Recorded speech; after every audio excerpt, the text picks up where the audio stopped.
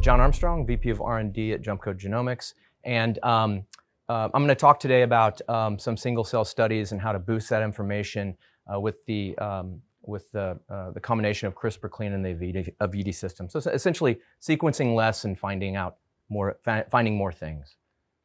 So I think we can all agree at this point in time, the vast majority of molecules that we sequence for DNA or RNA studies are uninformative. And this is over $1 billion a year spent on sequencing these uninformative molecules and countless numbers of man-hours of analysis as well. And so ultimately this raises the cost of sequencing and analysis. And so if we were able to reduce this noise in the data, we'd be able to find more things. We have a higher sensitivity of detection. Up until recently, this right here was an Illumina sequencer. But now we can make this a generic one because we have new entrants to the market like Element, and that's why we're here today. We have low cost of sequencing, fast turnaround time, and the flexibility to the user. And ultimately, we want to be able to take these new platforms and combine them with other technologies to help to mitigate some of this noise component. That's what I'll talk about today is, I'll show you some data from some single-cell sequencing that we've done on the AVITI system. So if we zoom into more of an application-specific side, single-cell data is noisy. If we simply just take 2 T cells from a T cell cluster, and we look at the gene expression in those T cells, and we simply plot them on an XY plot, you can see that here, cell 2 on the y-axis, cell 1 on the x-axis, we can't even reach an R² of 0.7. And so if we're able to identify the fragments that contribute to this uninformative data, and ultimately the noise component for this is caused by multiple reasons, molecular methodology, the platform itself, we all know this, but also the uninformative molecules getting sequenced have a tendency to tamp down or attenuate the signal, the important signal from this gene expression in these cells.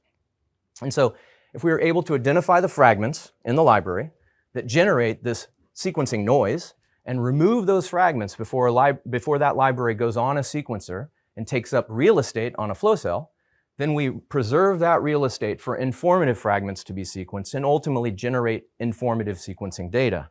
And that's exactly what we do at Jumpcode.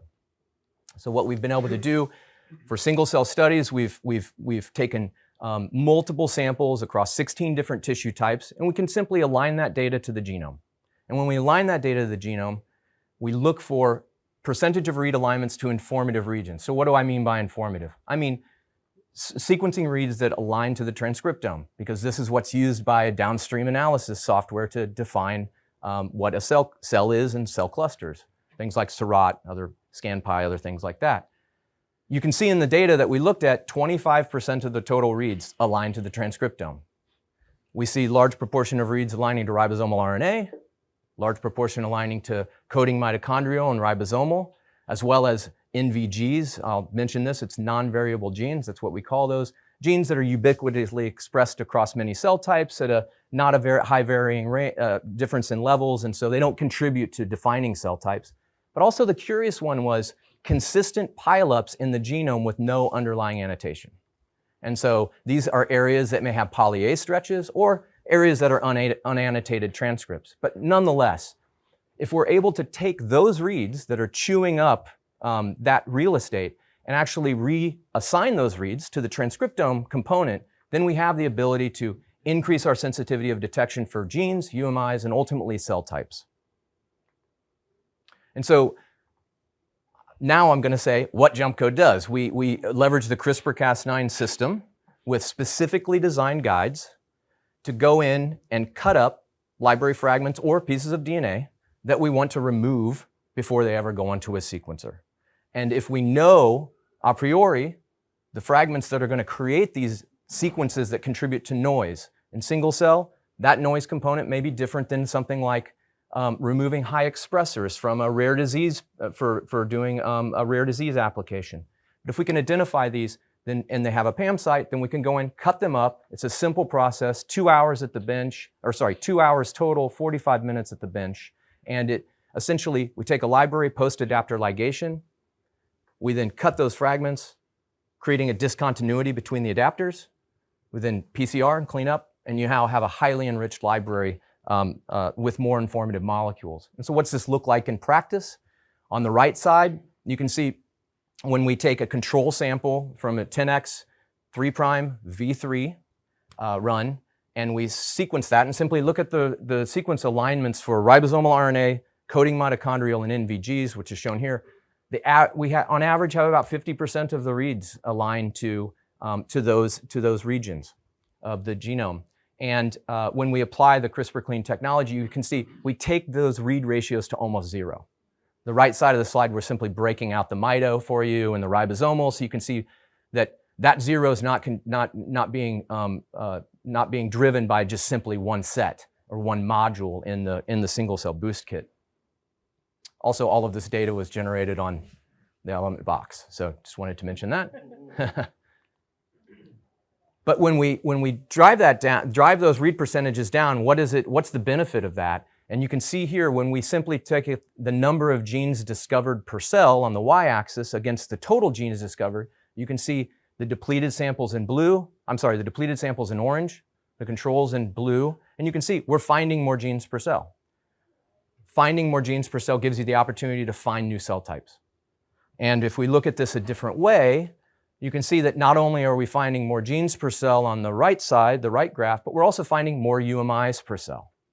And so when we remove those uninformative fragments prior to them going on a sequencer, we also have the ability to prime off of new unique transcripts, creating new additional UMIs. We're not burning UMIs on ribosomal RNA. We're not burning UMIs on coding mitochondrial or coding ribosomal. This is an important point because if we can generate additional UMIs and generate additional genes, we have the potential to identify new cell types. And in this data that we analyzed using the Element system, on the right side of the graph here, you can see a UMAP plot on the far right for a control sample. As I mentioned, this is a 10x 3' V3. And we've colorized this for cell clusters. This is a Seurat output. Many of you may have seen something like this before. If we look at the middle one, this is the depleted sample. We're finding an additional cell type just from that modest increase in UMIs and genes per cell.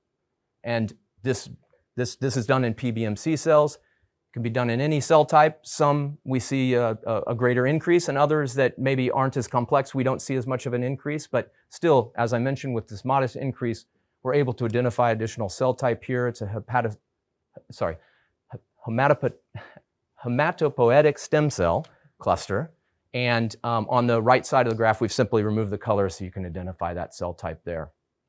And so, in conclusion, when we have, new entrants to the sequencing market like Element that provides low cost of sequencing, fast turnaround time, and flexibility to the user, and we can combine a technology like this with Jumpcode's technology, which, for single cell studies increases UMIs, increases genes per cell, increases the sensitivity of detection for new cell types. We really, in that case, have the opportunity to provide a cost-effective way to uncover hidden signal in your single cell studies. So thanks a lot for listening, and appreciate your time. If you want to know more about our single cell work or any of the other work that we can apply our technology to, you can find me at the poster session this afternoon, poster 313, I believe, and or you can come talk to me afterwards or any of the Jumpcode folks here. So thank you.